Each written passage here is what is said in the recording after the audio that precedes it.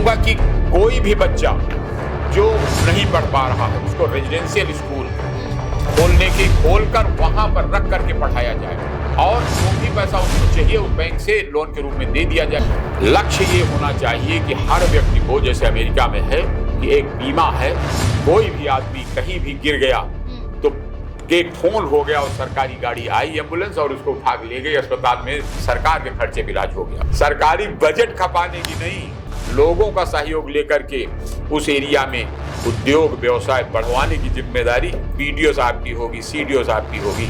जैसे अब ये मजदूरों को जैसे फ्री राशन दिया गया, कोई महंगाई नहीं बढ़ी क्योंकि उतना किसान को गारंटी हो गई कि हम सरकार को अपना अनाज बेच लेंगे, हम घाटे में नहीं जाएंगे, तो महंगाई नहीं बढ़ी।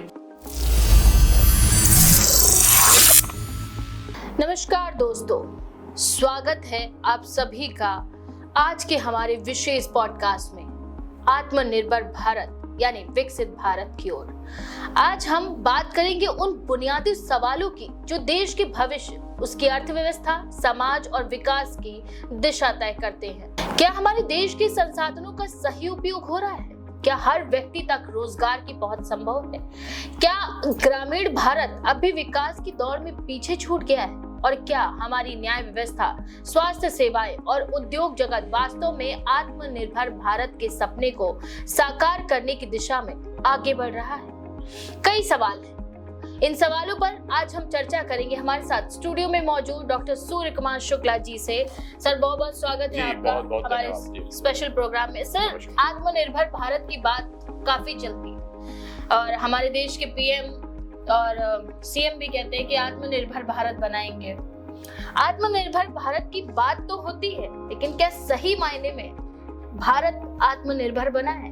एक सवाल है सर इसी पर ये कि देश की तरक्की का वार्षिक प्रतिशत, आत्मनिर्भर भारत की बात होती है भाई, तो वार्षिक प्रतिशत 6 और 7% तक ही क्यों आंका जा रहा है, जबकि कहा जा रहा है कि ये विकास हो रहा है, वो विकास हो रहा है?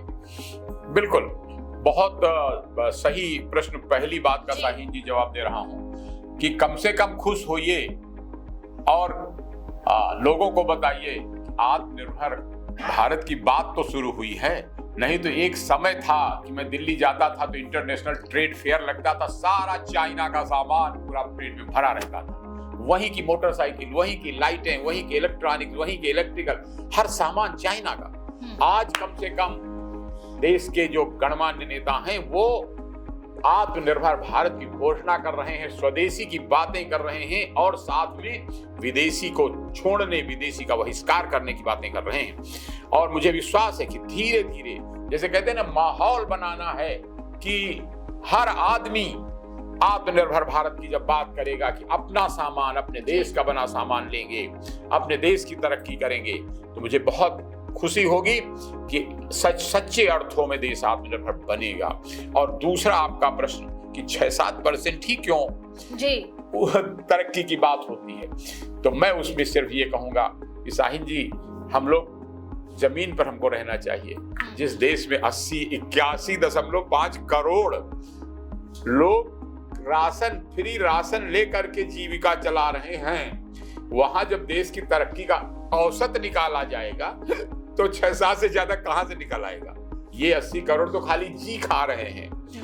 अगर हमें तेजी से विकास करना है 25%, 50%, तो इन 80 करोड़ लोगों को हमें उत्पादक बनाना होगा। उत्पादक किस अर्थ में?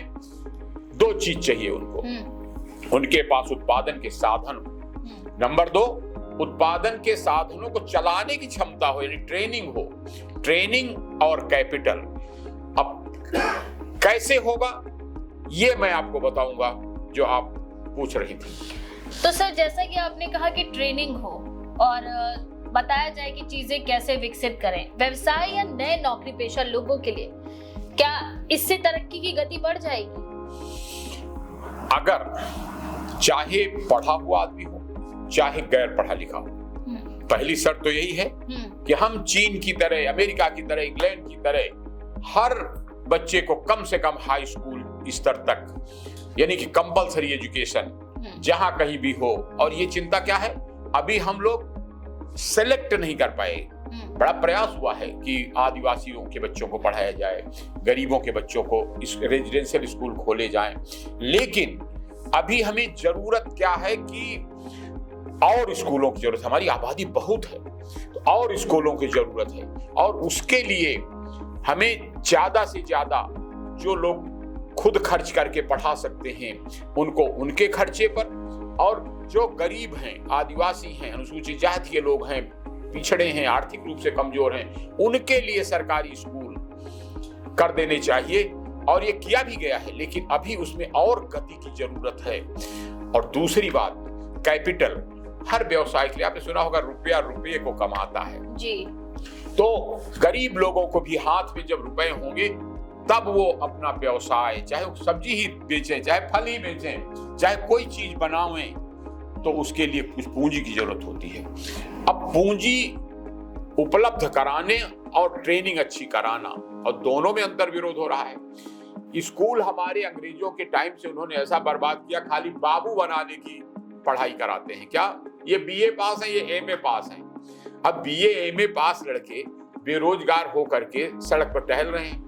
जरूरत क्या है कि हर इन सब स्कूलों को टेक्निकल, तकनीकी और व्यावसायिक शिक्षा उसमें कन्वर्ट कर दिया जाए, बदल दिया जाए, ताकि हर बच्चा जो निकले पढ़ के वो व्यावसायिक रूप से दक्ष हो, या तो खुद व्यावसायिक नौकरी कर ले या व्यावसायिक शिक्षा व्यवस्था पे आपने बात की जैसे, तो अभी भी कई क्षेत्र ऐसे हैं जहाँ पे स्कूलों की हालत जर्जर है। बिल्डिंग्स जो है वो इमारत जर्जर है, बच्चों की उचित व्यवस्था नहीं है बैठने की। तो क्या लगता है आपको कि सरकार को इसके लिए मुहिम बनानी चाहिए? क्योंकि प्राइवेट सेक्टर के बच्चे वो पढ़ते हैं, आगे बढ़ते हैं, भाई सेटल्ड होते हैं बाहर जाके, और ये जो बच्चे हैं वहाँ पे ग्रामीण क्षेत्रों में रहने वाले या पिछड़े इलाकों में रहने वाले, वो वहीं के वहीं रह जाते हैं। ये जैसे अब ये बात आपने कही, तो इसमें बच्चों को भी अभी तक एजुकेशन लोन देने की बात हुई कि कोई बच्चा बिना पढ़ाई के न रह जाए। जिसके पास नहीं है पैसे, सरकारी बैंक उसको पैसा दे दे। मैं तो कहूंगा कि कोई भी बच्चा जो नहीं पढ़ पा रहा है उसको रेजिडेंशियल स्कूल खोलकर वहां पर रख करके पढ़ाया जाए, और जो भी पैसा उसको चाहिए उस बैंक से लोन के रूप में दे दिया जाए कि जब तुम कमाना तब ये पैसा वापस करो। लोन देने में अगर भाई सक्षम ही ना हो माँ बाप, उनकी रोजी मुश्किल से चल रही हो। लोन देने का मतलब सरकार के बैंक के लोन की बात कर रहा हूँ। वो नहीं सक्षम है तभी तो लोन की बात उठ रही है। अच्छा। अब जब वो कमाएंगे, जहां छूट रहा है, और अब सिचुएशन को बदलना पड़ेगा। अभी तक क्या होता है, कोई आदमी खुद जाए बैंक, वहां से लोन की अप्लाई करे। अब हमको अपना ढांचा, कार्य प्रणाली बदलना पड़ेगा। डीएम, सीडीओ, एडीओ, बीडीओ, इन सबको जिम्मेदारी दे दी जाए कि हर व्यक्ति को कहां ले जाना है, उसका कैरियर बनवाओ। चाहे हमें आदमी बढ़ाने पड़े इस काम में, कर्मचारी बढ़ाने पड़े, हर एक बच्चे का कैरियर बनवाओ। निश्चित करो कि उसे तुम क्या कैसे बनाओगे, वो चीज नहीं कि तुम्हारे पास आवे। अब सरकार जनता के द्वार वाली भावना के अनुरूप हर बच्चे की प्लानिंग हो कि हर इस गांव में इतने बच्चे हैं, उनमें से इतने बच्चे इस क्षेत्र में जाएंगे, उनको ये सुविधा दी जाएगी, ये पढ़ाई कराई जाएगी। नहीं है तो लोन दे दिया जाएगा और वो बाद में वसूल किया जाएगा। बाद में मतलब जिस बच्चे की एजुकेशन हुई है वही लोन पे करेगा। और सर नौकरी की मारामारी है, लोन मतलब अगर मान लीजिए नहीं लगी तो ये उस केस में उसके बारे में भी एक बड़ा अच्छा समाधान कई देश, दुनिया के देशों ने निकाला है। जैसे ही किसी को लोन दिया जाएगा, कुछ लोग निश्चित है कि लोन बैड लोन हो जाएगा, यानी नहीं दे पाएंगे, तो उनका बीमा तुरंत लोन का एक निश्चित प्रतिशत लोन का रिजर्व बीमा कंपनी को चला जाएगा।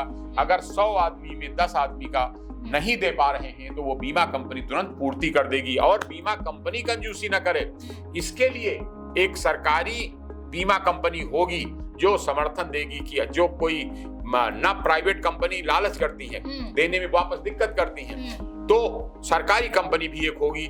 जैसे एमएसपी समझ लीजिए, जब से सरकार ने कहा कि इतने रुपए में हम गेहूं खरीद लेंगे, तब से पहले व्यापारी लोग बहुत दाम गिरा देते थे, अब नहीं गिरा पाते। उसी तरह एक समर्थन, न्यूनतम समर्थन मूल्य, कोई भी लोन बैंक का डूबने न पावे, बीमा उसकी गारंटी होगी और वो बीमा कंपनी सरकार की होगी, ताकि जन कल्याण की भावना से वो चले, प्रॉफिट की भावना से न चले।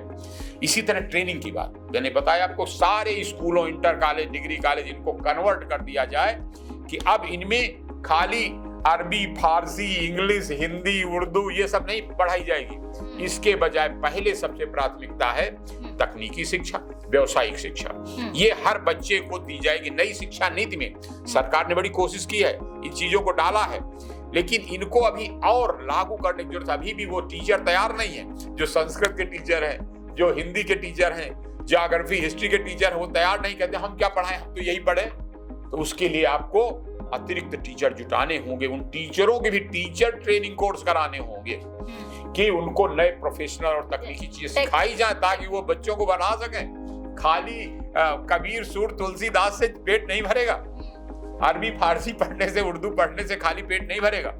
इसलिए शिक्षा का आधुनिकीकरण बहुत जरूरी है। और देश की एकता इसी से जुड़ी हुई प्रश्न है कि common syllabus in all schools, her school में, चाहे देश का जो भी स्कूल होगा उसमें एनसीईआरटी का पाठ्यक्रम लगेगा। अच्छे नागरिक, अच्छे मूल्यों वाले तैयार किए जाएंगे, ये जरूरी है। और उसी से आत्मनिर्भर भारत की पृष्ठभूमि बनेगी। आपने शिक्षा व्यवस्था की बात की, आपने लोन की बात की, बैंकिंग सेक्टर्स की बात की, आपने कहा कि टेक्निकल चीजें सिखाई जाए, गुण जरूर सिखाया जाए। तो सर सीख गए बच्चे, मान लीजिए शिक्षा मिल गई उनको, व्यवसाय कैसे किया जाता है उसकी शिक्षा मिल गई, व्यवसाय कर लेते हैं, लेकिन इसकी क्या गारंटी है कि बिजनेस या खेती जो भी उनको शिक्षा दी गई है वो फेल ना हो? इसके तो कोई चिंता की बात नहीं। पूछे कैसे? कि जिस व्यवसाय को करने के लिए, जिस फैक्ट्री खोलने के लिए, या जिस खेती को अपग्रेड करने के लिए, यानी कि नए बीज, नए उपकरण, नई खाद, ये सब देने के लिए जो पैसा लोन दिया गया, वो सब उसकी कुछ निश्चित प्रतिशत राशि पहले से रिजर्व बीमा कंपनी में जमा हो गई कि अगर किसी का फॉल्ट हो जाएगा तो बीमा उसकी पूर्ति कर देगा।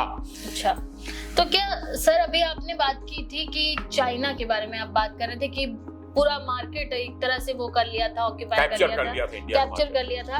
तो क्या सर ये कहा जा सकता है कि विदेशी सामान की बिक्री ज्यादा है, बल्कि अपने स्वयं विदेशी सामान की जो बनता है उसकी बिक्री की समस्या है? हालत ये है, आप जरा कभी सड़क पर जाइएगा, देखिएगा कि कोई आदमी बेचारा एक ठेले में 500 रुपए कीमत के फल लेके बैठा है सुबह से शाम तक जी। एक आदमी सब्जी की दुकान लेकर बैठा है सुबह से शाम तक जी। और उसकी सब्जी नहीं बिक रही, उसके फल नहीं बिक रहे, ग्राहक के इंतजार में बैठा है। आपने हाईवे में देखा होगा, किनारे किनारे बैठे रहते हैं किसान लोग। इसी तरह आपने देखा होगा कई दुकानें हैं जो खाली पड़ी हैं, दुकान में सामान भरा है, खरीदने वाला नहीं है। हमारे देश में लोगों के पास पैसा की कमी है। तो मैं तो कहूंगा कि जैसे इंग्लैंड में, अमेरिका में, कि अगर बच्चे को हम रोजगार नहीं दे पाए मान लो, तो हम उसको 8,000 पाउंड वो लोग दे रहे हैं कि हम भी एक निश्चित धनराशि, सरकार ने भी शुरू किया किसानों के लिए, शुरू किया किसान सम्मान निधि। इसी तरह मैं कहूंगा कि सरकार कोशिश कर रही है। अब उसको उसी तरह मजदूरों को, कि अगर मजदूरी नहीं मिल पाई तो 500 रुपए की समर्थन मजदूरी सरकार देगी और काम कराएगी। अब काम भी अभी बहुत है, मुझे कैसे ये नहीं काम नहीं है, कैसे कि जितना नदियों का पानी बहता चला जा रहा है, इसमें बांध बनाए जाने हैं ताकि बांध बना के सिंचाई के लिए, खेती के लिए पूरा पानी का इस्तेमाल हो। इसी तरह जैसे तालाबों की योजना चली, सरकार ने चलाई है, उसमें ज्यादा से ज्यादा बेरोजगार लोगों को, जैसे मनरेगा चलाई गई थी, उसी तरह उनको लगाया जाना है ताकि हर गांव में इतना तालाबों जल संचय हो जाए कि कहीं पानी की कमी न पड़े।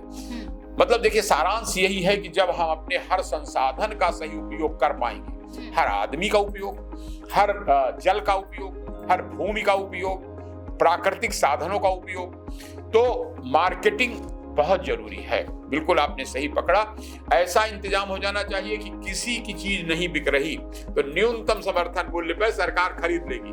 अरे इनकी और जिम्मेदारी दे दी जाएगी, जो जिला सप्लाई अधिकारी खरीदते हैं ना, जिला सप्लाई अफसर पूर्ति करते हैं, और ये जो फेडरेशन वाले लोग हैं, इफको, ये जो एमएसपी में सामान खरीदते हैं, कृषि विभाग के लोग और ब्लॉक के विभाग, तो इनको और जिम्मेदारी दी जाएगी कि तुम जो फल सब्जी जो नहीं कोई खरीद पा रहा, उसको तुम्हें न्यूनतम दाम पे खरीद लेना है और उसको गोदाम बना दिए जाएं और गोदाम में रखना है। अब इसके लिए सारे प्राइवेट लोगों को भी शामिल करना होगा कि वो और गोदाम बनावें और कोल्ड स्टोर बनावें, और इसके लिए जिलाधिकारी, सीडीओ, इन सबको जिम्मेदारी दी जाए कि जिले के अंदर इतना साधन बनवा देना है, लोगों को प्रेरित करना है।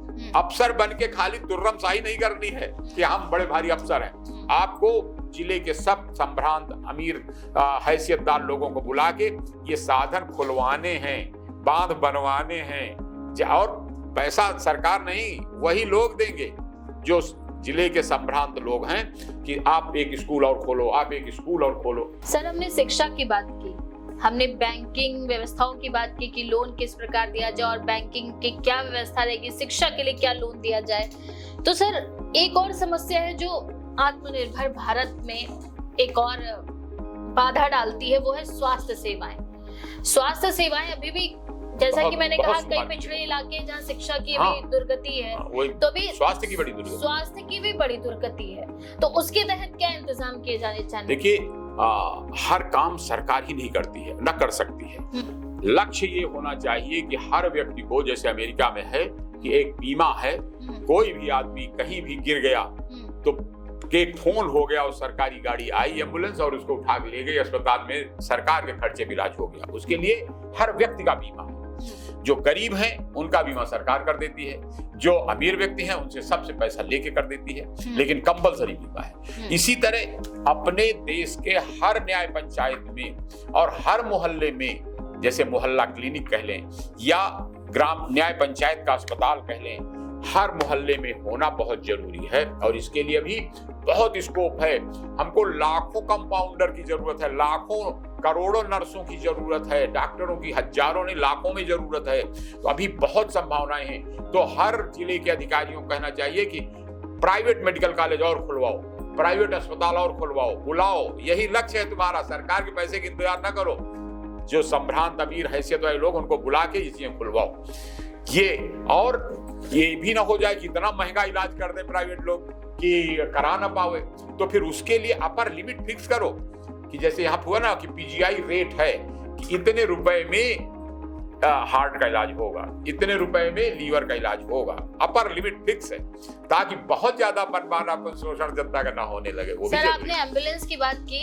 मैं अभी रिसेंटली एक क्षेत्र में गई थी, तो वहां पे क्या हुआ था, वहां पे अभी की सरकार के ही कोई व्यक्ति, उनका नाम नहीं लेना चाहूंगी मैं, तो वहां पे जो है महिलाओं ने बताया कि एक महिला की डिलीवरी होनी थी और रात ही रात उसको दिक्कत हुई, वो लोग खटिया पे लेके भागे थे। इसमें क्या सुधार होना चाहिए कि सर आधी रात एम्बुलेंस क्यों नहीं मिल पाई थी? एम्बुलेंस जा नहीं पाई थी सर वहां पे, और वहां पे एक पुल भी बनना है, ये देखिए, हमें सैल्यूट करना चाहिए उन अधिकारियों को जिन्होंने प्रदेश में, देश में एम्बुलेंस सेवा जारी की कि एक फोन करने पर दरवाजे में फ्री एम्बुलेंस खड़ी हो जाए। बड़ी भारी क्रांतिकारी परिवर्तन कहा जाएगा, पहले नहीं था। उसी तरह ये कहीं इंडिविजुअल लैप्स हुई है, किसी आदमी ने गड़बड़ किया है, उसको दंडित किया जाना चाहिए ताकि बाकी लोग सब काम ठीक से करें। और स्वास्थ्य सेवाओं में अब अभी बहुत संभावना है। देहात के लोगों को अभी स्वास्थ्य सेवाएं मिल ही नहीं पा रही हैं। वहाँ डॉक्टरों की ही कमी है, जो हैं भी वो शहरों में हैं। तो अब हमें, वही तो सवाल है सर कि वहाँ की समस्याएं कैसे दूर की जाए। वो उसके लिए प्राइवेट पूंजी को, जैसे बहुत अच्छा उदाहरण हुआ है, पहले देश में सड़कों की कमी थी, अब छूट दे दी गई कि अपनी सड़क बनाओ और उससे टोल बैरियर लगा के पैसा वसूल लो। उसी तरह आप गांव में न्याय पंचायत में किसी संभ्रांत हैसियत वाले आदमी को बुला के, डीएम साहब, बीडीओ, सीडीओ, उसको बुला कहें कि आप गांव में अस्पताल खोलो, हम सपोर्ट करेंगे। खुलवाना टारगेट है और वो वहां के लिए डॉक्टर जो उस एरिया का रहने वाला उसको बुला के वहां लगाया जाए। और ग्रामीण, सरकार ने किया है इस बीच की, ग्रामीण एरिया में काम करने का एक्स्ट्रा अलाउंस मिलेगा और मिलने लगे डॉक्टर। तो उसी तरह इस काम को और बढ़ाना होगा। इसी के तहत सवाल ये भी उठा था कि गांव में इसीलिए विकास की रफ्तार धीमी है। तो सर, अगला सवाल ये है कि हमने स्वास्थ्य पे बात की, शिक्षा व्यवस्था पे बात की, बैंकिंग पे बात की, और आत्मनिर्भर भारत के तहत जो मेरा अगला सवाल है वो ये है कि न्याय और कोर्ट कानून व्यवस्था, कौन कौन से सुधार जरूरी हैं जो कभी कभी सालों लग जाते हैं किसी को इंसाफ मिलने में। मेरा तो ये मानना है कि जब तक न्याय व्यवस्था त्वरित और उचित नहीं होती तब तक कोई तरक्की ठीक से नहीं हो पाएगी। क्यों? आज उसने दूसरे का सामान खरीदा और पैसे मार गया जी, दूसरे ने कल उसका खरीदा, उसका मार गया। एक दिन इनका भट्टा बैठा, कल उसका गट्टा बैठा, परसों उसका बैठा। यानी कि त्वरित न्याय, जिस तरह हर जिले, हर ग्राम पंचायत के लिए जिस प्रकार अस्पताल जरूरी है, स्कूल जरूरी है, उसी तरह न्यायालय जरूरी है। चाहे वो मोबाइल कोर्ट हो यानी कि गाड़ी में बैठ के जज साहब मजिस्ट्रेट जाएं और न्याय करें और चाहे वहीं रहने लगे, और नहीं है तो उसी गांव के लोगों को ऑनरेरी मजिस्ट्रेट बना दिया जाए कि मानदेय पर मजिस्ट्रेट तैयार हो जाएंगे लोग, और उन पर निगरानी रखने के लिए भी व्यवस्था की जाए ताकि वो गलत न्याय न करने लगे। पता लगाने के लिए कुछ जासूस भी लगा दिए जाए उसी में, ताकि सही न्याय हो। और आज घटना हुई, कल न्याय हुआ। इसी को नक्सलाइट लोगों ने बड़ा इसका फायदा उठाया था। उसको कहते थे हम लोग कंगारू कोर्ट, कि तुरंत वहां मौके पे गए नक्सलाइट, दोनों को बुलाया, पक्ष विपक्ष, और फैसला कर दिया जी। तो उस तरह की त्वरित न्याय व्यवस्था, ये हम लोग शिकार हैं अंग्रेजों की न्याय व्यवस्था के। उन्होंने, उनको चिंता नहीं थी कि बार बार शहर जाएगा, 1 महीने की तारीख पड़ेगी, 20 साल तक मुकदमा चलेगा, फिर 20 साल अपील चलेगी। ऐसी व्यवस्था को तुरंत बदलने की जरूरत है कि हम तो बहुत बार न्यायपालिका के भी अधिकारियों से कहते हैं कि आप नहीं, आपको जज मिल रहे हैं, मजिस्ट्रेट मिल रहे हैं, आप मानद मजिस्ट्रेट बना दो, लेकिन हर गांव में आपका न्याय हो, त्वरित न्याय हो। और जो वकील हैं, जो इसके विरोधी हैं, क्योंकि वो उनको डिले होने में उनको हर महीने कुछ पैसे मिलते हैं, तो उनको ही चाहे आप अदालत बना के बैठा दो, मजिस्ट्रेट बनाकर बैठा दो, लेकिन बस ये निगरानी रहे कि किसी पक्ष से घूस लेके गलत न्याय ना होने लगे। वरना ये बहुत उपयोगी रहेंगे कि वकीलों को, पढ़े हुए हैं, लीगल चीजें जानते हैं, उनको ही गांव-गांव में मानदेय मजिस्ट्रेट बना दो। उनका जो खर्चा हुए उन्हीं लोगों से ले लो जिन लोगों का मुकदमा तय करेंगे, कुछ कोर्ट फीस बना लो। इससे देखिए कैसे तेजी के साथ न्याय होगा और विवाद नहीं होंगे और लोगों का भट्टा नहीं बैठेगा। अच्छा सर, अभी जैसे सारी चीजों पर बात होने के बाद सवाल एक और उठ रहा है ये कि क्या जो संसाधन हमारे देश में मौजूद हैं उनका सही तरीके से इस्तेमाल हो रहा है? मतलब जल, मैन पावर और भूमि, इन सब चीजों का देखिए ना, कितना आप कह रही हैं जल, कितना ज्यादा गंगा का जल, यमुना का जल, सारी नदियों का जल समुद्र में बहा चला जा रहा है, बर्बाद हो रहा है कि नहीं हो रहा? अगर यही पानी रोक लिया जाता और जगह जगह पर छोटे छोटे डैम बना लिए जाते और उसको डाइवर्ट करके खेतों में सिंचाई होती, तो कितना ज्यादा अन्न का उत्पादन, कितना ज्यादा फसलों का उत्पादन बढ़ जाता।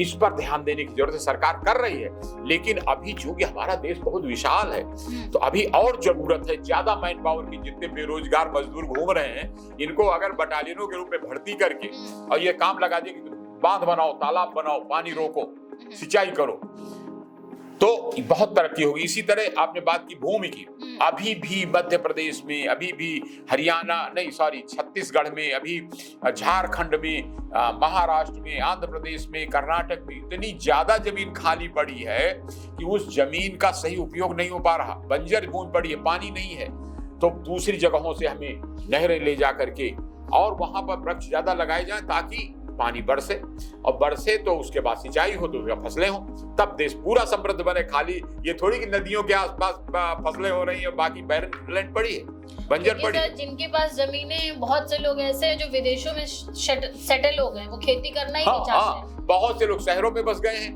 उनकी जमीन पड़ी, उनको चिंता ही नहीं है। इसका पूरा जल्दी से जल्दी सर्वेक्षण होना चाहिए कि भाई या तो अपनी जमीन बेच दो, उनको नोटिस जाना चाहिए कि जमीन खाली नहीं पड़ी रहेगी, या तो अपनी जमीन बेच दो किसी को, और नहीं बेच सकते तो फिर सरकार ले लेगी, दूसरे को दे देगी। लेकिन 1-1 इंच का, ये तो हमारे लाल बहादुर शास्त्री जी ने ही नारा दिया था कि 1-1 इंच में बीरो अन्न उगाना है, नारा दिया था उन्होंने।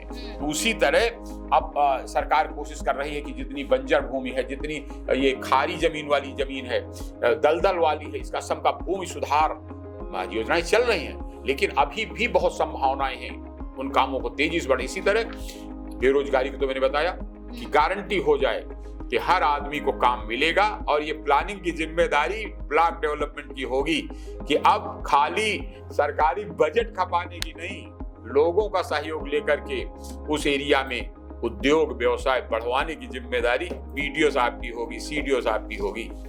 अच्छा सर, अगला सवाल कुछ ऐसा है कि यूपी के ऊपर है। यूपी में जो भी ये है कि व्हीकल की समस्या सबसे ज्यादा हो रही है, जोरदार ट्रैफिक, जहां जाओ आप 15-20 मिनट, आधा घंटा, 1 घंटा अटके हुए हो। तो सर इस पे प्लस पोल्यूशन भी बहुत ज्यादा बढ़ रहा है, पोल्यूशन बढ़ेगा, बीमारियां बढ़ेंगी और लोग काफी दिक्कतें होंगी लोगों को। तो सर ये मेरा खुद का सवाल है कि इस पर सरकार को किस तरह से एक्शन लेना चाहिए, और इसी वजह से कितने लोगों के कितने हैवी चालान कट रहे हैं। जो ये संचय नहीं कर पा रहे हैं। बिल्कुल आपने जनहित की दृष्टि से बड़ा प्रासंगिक सवाल आपने पूछा है। आदमी को वाहन जरूरी भी है, क्योंकि जाएंगे नहीं तो काम कैसे करेंगे, कैसे पहुंचेंगे। क्या लगता है आपको एक मुहिम चलानी चाहिए कि भाई इतनी दूर जाना है, 1-2 किलोमीटर तो साइकिल चलाइए। नहीं, एक और सिस्टम चल गया कि अब तो किराए की बाइक तुरंत मिल रही है, आप मंगाइए और बाइक से चले जाइए। हर आदमी बाइक क्यों खरीदे, हर आदमी बाइक क्यों रखे, किराए पर तुरंत सस्ते पड़ रहा है। दूसरा एक साधन की सरकार ने बड़ा ध्यान दिया है, इलेक्ट्रिक व्हीकल, कि हर चीज का अब पोल्यूशन ना हो, उसके लिए इलेक्ट्रिक से चलने वाली गाड़ियां, अब वो बड़ी तेजी के साथ काम चल रहा है। इसी तरह सोलर के द्वारा बिजली बनाने का काम बड़ी तेजी के साथ चल रहा है, सरकार ने बड़ा इसमें सब्सिडी दी है। तो ये चीजें होंगी। दूसरा, कल्पना करिए ना कि जापान में कैसे भीड़ का मैनेजमेंट किया गया है, फ्लाईओवर बनाए गए। अपने देश में दिल्ली में आप देख लीजिए फ्लाईओवर बने। उसी तरह ज्यादा पूंजी की जरूरत है कि जगह जगह जहां सकरे हैं उसके अल्टरनेट कस्बे बनाए जाएं, वहां शहर बनाए जाएं। बड़े बड़े ऑफिसेज जो एकदम भीड़ वाले क्षेत्र में आ गए उनको निकाल कर बाहर, शहर के बाहर बनाया जाए, और जहां जितनी जरूरत है वहां फ्लाईओवर दे दिए जाएं। तो लेकिन इन कामों में पैसे की जरूरत है, तो उतना पैसा अगर सरकार के पास नहीं है तो वही मैंने कहा कि जो बड़े उद्योगपति हैं, पूंजीपति हैं, ठेकेदार हैं, उनको प्रेरित किया जाए कि ये हर डीएम की जिम्मेदारी होगी कि जहां जहां उनके जिले में जाम हो रहा है वहां एक एक्स्ट्रा सड़क बनवानी है, ठेकेदारों को बुला के उनको ठेका देना है, और पैसा धीरे धीरे सब इस्तेमाल करने वालों से वसूल हो जाएगा। जितनी गाड़ियां आ रही हैं उनमें आप टैक्स शुरू में ही ज्यादा ले लीजिए, उस टैक्स से आप सड़कें बनवाइए। तो सर क्या लगता है आपको कि और आत्मनिर्भर भारत के तहत जो विकास की गति जो 6-7% अभी आगे जा रही है, और किस तरह का नई योजना कैसे हो सकता है शुरू की जाए कि ये चीजें बदले और एक जो वार्षिक है 6-7% वो कहीं और आगे बढ़े। ये एक और इसी से जुड़ा सवाल है कि जरूरी है कि आपके एक एक रुपए का सही उपयोग हो, पूरा प्रयोग हो, जो बैंकों में पड़ा न रह जाए कि गड्डियां बंधी की बंधी रह गई, और भारी लोग अपने अपने घरों में, चाची ने, चाचा ने, ताऊ ने, मामा ने, सब ने अपना अपना बचत अपने पास रखी है, मंदिरों ने अपनी बचत अपने पास रखी हुई है, सोने में रखी हुई है, रुपए में रखी है। देश में एक भरोसे का वातावरण बने, हर व्यक्ति, सरकार चाह रही है तो जनता भी समर्थन करे कि हम अपना रुपया बैंक में रखेंगे, ताकि जब बैंकों के पास रुपया ज्यादा होगा वही हमारी ताकत बनेगी। सोना बैंकों के पास जमा है तो हमारी ताकत, देश की ताकत बनेगी कि उस पर बैंकों की चिंता होगी कि हमें लोन देना है, तो लोगों का भरोसा बैंकों पर हो कि बैंक में जमा करते ही इतना टैक्स नहीं लग जाएगा। सरकार ने टैक्स कम करने की प्रक्रिया शुरू की है। हमें लेसन लेना है कि दुबई में, सिंगापुर में, कई देशों, 16 देश हैं जहां टैक्स ही बंद हो गया और खूब तरक्की हो रही। तो उस तरह सरकार जितना पैसा बैंक में जमा है उसको सरकार जनहित के कामों में खुल के लगा दे। बैंकिंग व्यवस्था और बैंक अपनी चिंता कर रहे हैं, क्योंकि कितने लोग लोन वापस ही नहीं करते। हाँ, अब ये यहीं पर न्याय का रोल है कि जब न्याय व्यवस्था हमारी इतनी मजबूत हो कि जो आदमी ने लोन लिया है वापस करेगा, और अगर नहीं करेगा तो तभी जब दिवालिया हो गया है तो उसका एक कमेटी है, बोर्ड है, और उसने ये सिद्ध किया है कि हाँ ये सचमुच दिवालिया हो गया है, तो उसका पैसा बीमा से पूरा होगा। जो मैंने बात बताई थी कि जैसे ही लोन लिया जाए उसका बीमा करा दिया जाए कि अगर सचमुच दिवालिया हो गया तो बीमा कंपनी उसकी क्षतिपूर्ति कर दे। और तीसरी बात एक और कि बैंकों को ये जिम्मेदारी दी जाए, हर जिले में अभी क्या है, बैंक हमारे सेंट्रल गवर्नमेंट के अंडर में है और डेवलपमेंट का काम ज्यादातर स्टेट गवर्नमेंट कर रही है, क्या कि डीएम इनके अंडर में है और सीडीओ प्रदेश सरकार के अंडर में है। तो एक ऐसी पावरफुल कमेटी हर जिले में बनाना होगा कि उसमें बैंक के भी अधिकारी सब शामिल हों और उनको दायित्व हो कि हाँ तुम्हें बैंक में पैसा डाले नहीं रखना है, इसको देना है, और उनको सपोर्ट भी देना है कि बैंक का पैसा डूबेगा नहीं। सर हर जगह अगर कमेटी बनाई जाएगी तो सरकार के ऊपर तो फिर आर्थिक बोझ और आ जाएगा ना। सरकार के ऊपर आर्थिक बोझ तो आना ही है, क्यों कि 140 करोड़ लोगों को सबको रोजगार देना है। और अब क्या बोझ है, वो जमाना गया जब गेहूं में टैक्स इकट्ठा होता था, अब तो सरकार के पास करेंसी नोट छापने की मशीन है। आप छापना है, आपको जनता को पैसे देना है, जैसे आपने किसानों को देना शुरू किया किसान सम्मान, अब मजदूर सम्मान निधि बांटिए, और बांट कर बस ये देखना है कि कोई सामान बहुत महंगा ना हो जाए रुपया बांटने से। तो उसके लिए ऐसे कामों में सबसे ज्यादा पैसा लगाना है जिससे उत्पादन बढ़े, ताकि महंगाई ना बहुत बढ़ जाए। और ऐसे जैसे अब ये मजदूरों को जैसे फ्री राशन दिया गया, कोई महंगाई नहीं बढ़ी, क्योंकि उतना किसान को गारंटी हो गई कि हम सरकार को अपना अनाज बेच लेंगे, हम घाटे में नहीं जाएंगे, तो महंगाई नहीं बढ़ी। उसी तरह जब लघु उद्योग का और मध्यम उद्योग का सामान भी सरकार खरीदने लगेगी तो उनमें भी उत्पादन बढ़ जाएगा, क्योंकि गारंटी हो गई कि हाँ अब हमारा सामान बर्बाद नहीं होगा। तो और ज्यादा लोगों को, अब तो 140 करोड़ लोगों को रोजगार देने का है ना, तभी तो देश विकसित बनेगा। वरना सोचिए कि अगर 80 करोड़ नहीं सहयोग करेंगे, केवल राशन लेके पड़े रहेंगे, तो केवल थोड़े से व्यवसायी उद्योगपतियों के बल पर देश की अर्थव्यवस्था थोड़ी ऊपर चली जाएगी, देश आत्मनिर्भर थोड़ी बन पाएगा अगर ये 80 करोड़ पड़े रहे। इसलिए हर व्यक्ति का जब परिवार का विकास होगा, यानी परिवार आत्मनिर्भर बने, व्यक्ति आत्मनिर्भर बने, तब पूरा देश आत्मनिर्भर बन पाएगा। तो उसी दिशा में जोर लगाना है और हर नागरिक को सहयोग करना है कि सरकार पूरे मनोयोग से काम कर रही है, तो आप सब लोग भरोसा करो। और मैं तो इस विचार का हूं कि सरकार को चाहिए कि धीरे धीरे ये जैसे उन्होंने डिमोनेटाइजेशन किया था, उसी तरह अब धीरे धीरे बहुत ज्यादा उपयोग बढ़ा है कि पे फोन से, गूगल पे से लेन देन, कि धीरे धीरे रुपए का लेन देन कम हो जाए और ज्यादा से ज्यादा लेन देन डिजिटल हो जाए, फोन से, फोन पे से या एटीएम से। तो उससे क्या होगा कि एक तो भ्रष्टाचार कम होगा, हर आदमी को ये मालूम रहेगा इतना पैसा आया तो कहां से आया, किसने दिया, क्यों दिया।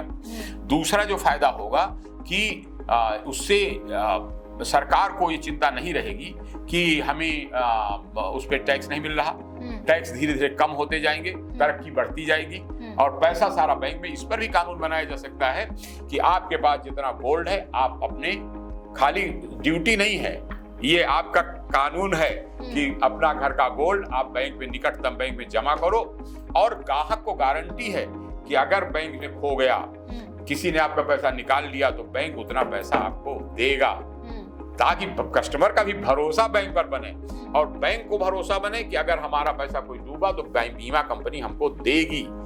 और इसी के लिए परफेक्ट न्याय व्यवस्था, त्वरित न्याय व्यवस्था हो। तो ये पूरा मॉडल जब लागू होगा, जिसके लिए हमारी सरकार बहुत तेजी से कोशिश कर रही है, अब जनता की बारी है कि पूरा सहयोग करो, खाली अलग अलग अपने अपने घर में पूंजी बचा के न रखो। जब इकट्ठा एक जगह रखोगे तब देश की ताकत दिखेगी, बढ़ेगी। तो सर के इन विचारों से आप कितना सहमत हैं, अपनी राय कमेंट सेक्शन में जरूर लिखें। ऐसी और भी पॉडकास्ट के लिए बने रहिए हमारे साथ और देखते रहें द क्विक। धन्यवाद सर। जय हिंद।